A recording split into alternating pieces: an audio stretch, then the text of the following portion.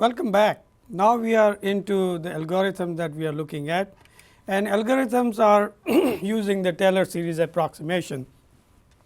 And essentially we go to second order in order to do the second order differential equation, and we can go to the three levels of or three steps in the Taylor series expansion, or we can go to 4, or we can go to 5, or even 6.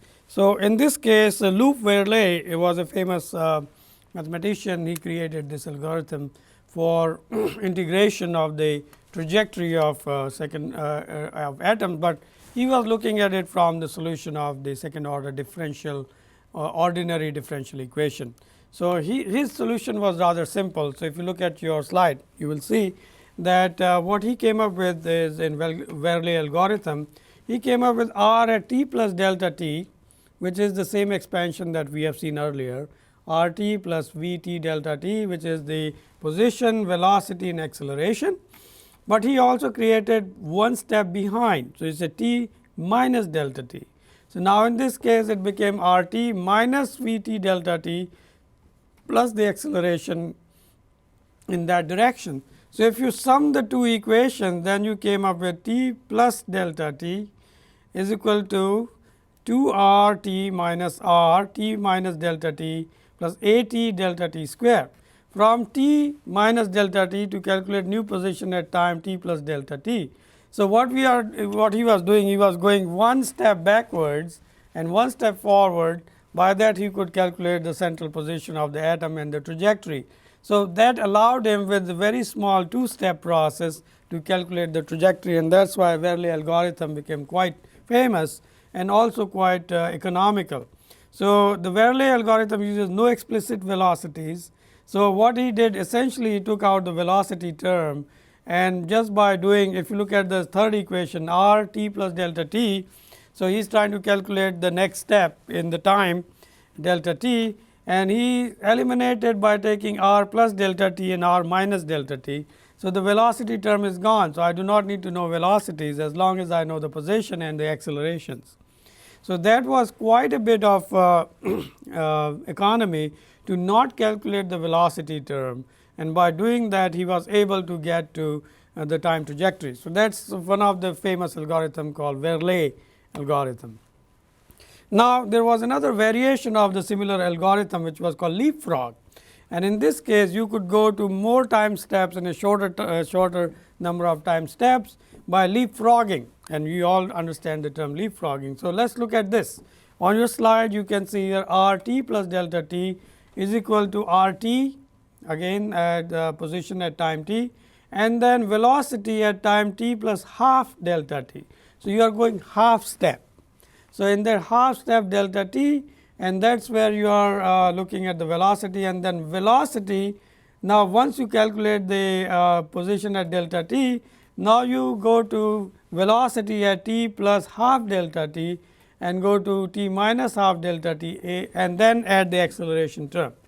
And this velocity are first calculated at time t plus half delta t. So, you are calculating velocities, and these are used to calculate the position r at time t plus delta t. This way the velocity leap over the positions. So, now by calculating velocities at t plus half delta t, you are leapfrogging on the next time steps. So, that is how this algorithm became advantageous, because now you could do fast way of leapfrogging over the time step. Advantage of algorithm is that velocities are explicitly calculated. So, you do have to calculate velocities in this case as compared to Verlet algorithm, where you did not have to calculate velocities explicitly. But the disadvantage is that they are not calculated at the time as the position. The velocity at time t can be approximated by relationship. So, now you came up with the approximation on the velocities. So, you introduced some approximation in the velocity calculation. That was the disadvantage. However, the advantage was that velocities were calculated explicitly, and also you leapfrogged over the time steps. So, that is the difference between Verlet and leapfrog. Now, let us go forward with the velocity Verlet algorithm, where we kind of combine these ideas. In this case, algorithm yield position, velocities and acceleration at the time t. So, now in this case we start with again the position at t plus delta t is calculated, which is the time trajectory of the position at time delta t.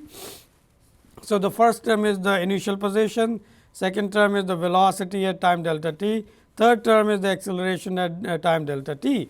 And now, if you look at v t plus delta t, in this case you could calculate the velocity at time t plus delta t by calculating the acceleration term, which is half of a t plus a t plus delta t or delta t. So, now what you are doing here is that you are focusing velocity to move to the second time step.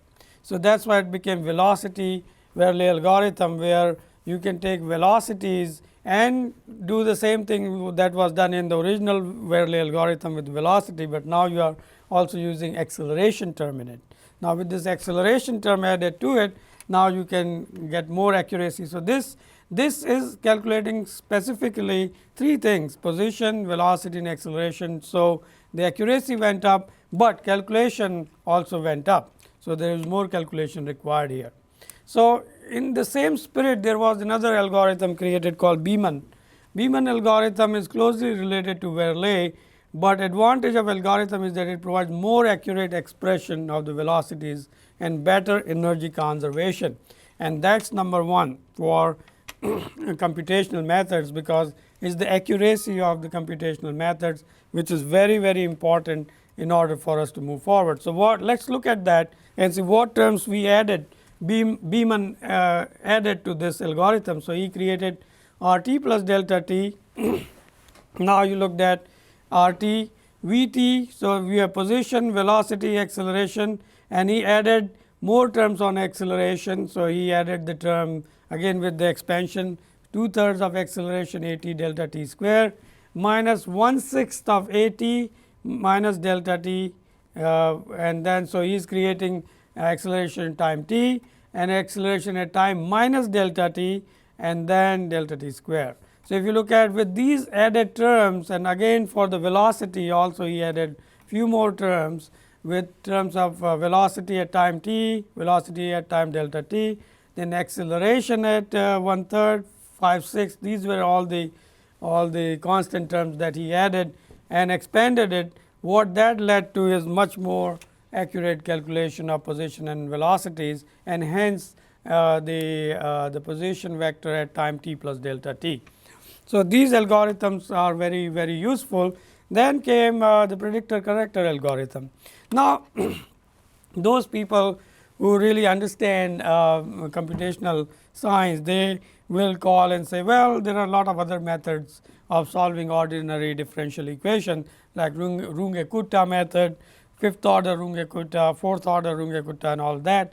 And there are few other methods. A lot of those methods are not necessary or not required, because in this case we are solving the second order differential equation, and in some case because we are looking at the accuracy of trajectory, then we are focusing on the trajectory of, and that can be calculated much better by some of the predictor corrector algorithm. So, in the fifth order, what you have to do is you go with the expansion with the first term, which is R p 1.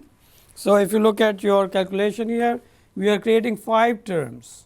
So, we are creating for all 5 term t plus delta t, and then we are creating R 1 p, R 2 p, R 3 p, R 4 p, R 5 p. For all 5, we are essentially calculating the first term is the expansion to the 5 terms, then to the 4 terms, 3 terms, 2 terms and the 1 term. So, this becomes almost like a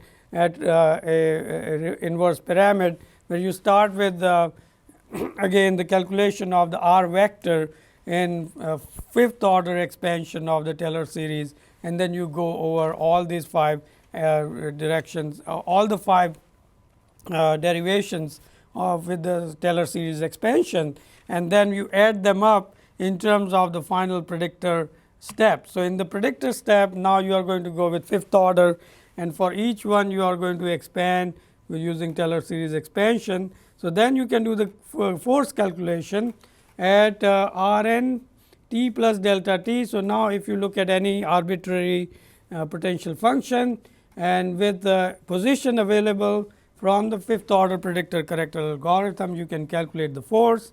Now, you got the calculation of R2, which is the delta R2 term, where you can look at the predictor and the evaluated positions. So, now difference between the two is what we call the correction term, and this correction term is then equally distributed over the fifth order expansions. With those expansion, now you have corrector steps. So, now in the corrector step you distribute the error with the functions alpha 1 to alpha 2, alpha 3, alpha 4. These are the distribution function of the error. Once you distribute the error, you have corrected it. So, this is where we say fifth order predictor corrector algorithm. So, we started with the simple idea of Taylor series expansion. Then we went into the simple Taylor series up to second order, third order, and then we said, okay, let's look at some of the intelligent algorithms like Verlet, loop Verlet's algorithm. Then we looked at the velocity Verlet algorithm. We also looked at the leapfrog, and then we look at Beeman algorithm, which is again more accurate, and then finally predictor corrector fifth order. And this fifth order predictor corrector is very popular, is used in lots of molecular dynamics simulations in order to do the trajectory calculations, and that is very important for molecular dynamics simulation to have very accurate calculation of the time trajectory of the atoms. And then, as you know from our background now in the area of statistical mechanics, the time average of all these atoms becomes the what we call is the ensemble average, and then using statistical mechanics we can calculate lots of properties. So, now let us go into a simulation which is between iron and seawater.